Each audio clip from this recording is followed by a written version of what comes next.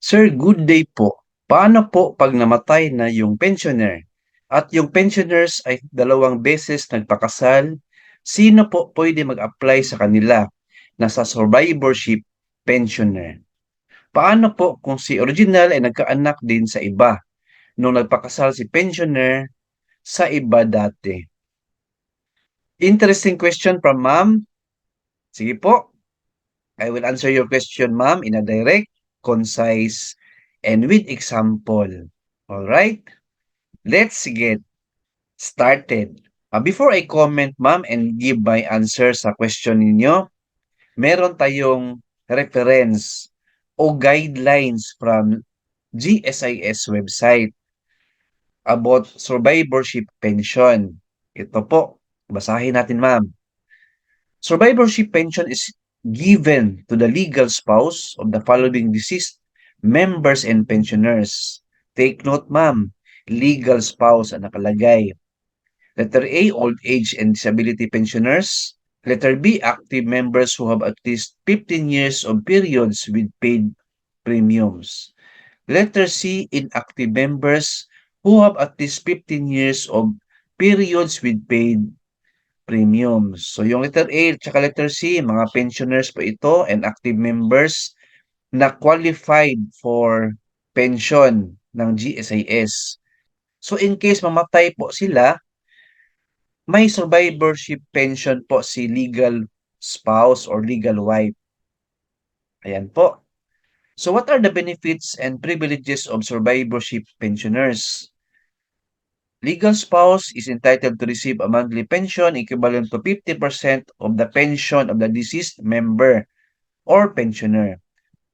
The maximum basic survivorship pension must not exceed 50% of the current salary. Step 8 of an elderly secretary. This pension will be stopped if the survivorship pensioner remarries, cohabits with a person of the opposite sex, or engages in a common law relationship. Opo, take note ma'am ha. The spouses of a deceased male Muslim member or pensioner who has more than one legal spouse are entitled to survivorship pension. The pension will be divided equally among the spouses, which should not exceed 4. This is in accordance with PD 1083, Code of Muslim Personal Lives of the Philippines. Ayan po, very clear po ma'am, no? So ang tanong dyan ma'am, Muslim ba si sir? Kasi kung Muslim po siya, pwede siya magpakasal, no? Hanggang 4 na asawa. Yung 4 na asawa, pwede yan sila sa survivorship pension, divided equally. Paano kung hindi Muslim? Yan po, one legal wife only, ma'am.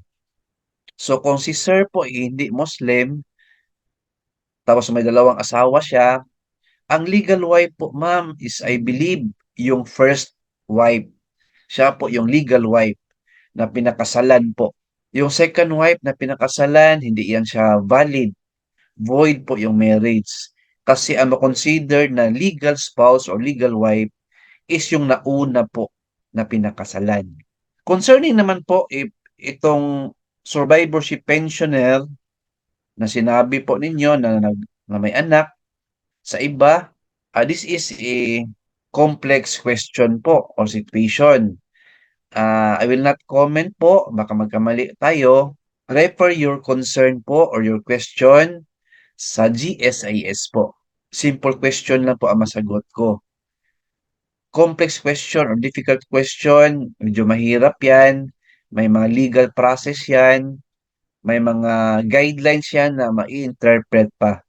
Pero based sa guidelines po ng GSIS, may nakalagay dyan, no?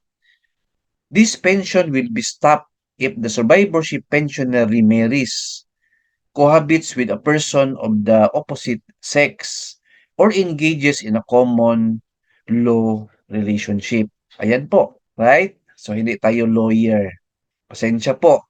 Tingnan natin kung ano yung legal action po ng GSIS. But, yung survivorship pension talaga, ma'am, is a legal wife yan. Ang problema lang is si legal spouse or legal wife may anak sa iba. So that is something to prove.